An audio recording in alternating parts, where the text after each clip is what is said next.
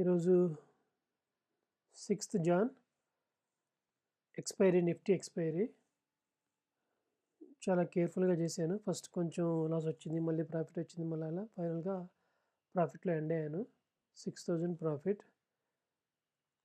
ఇవాళ market up and downs చాలా జరిగాయి.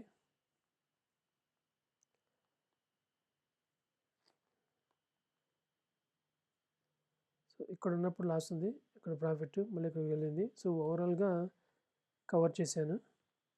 6,100 ప్రాఫిట్ వచ్చింది end of the day with 35,000 capital.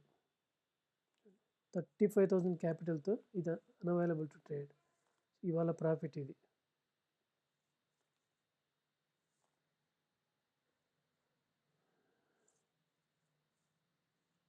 So trading ఎప్పుడైనా ప్రాక్టీస్ చేయండి, డైరెక్ట్గా రావద్దు.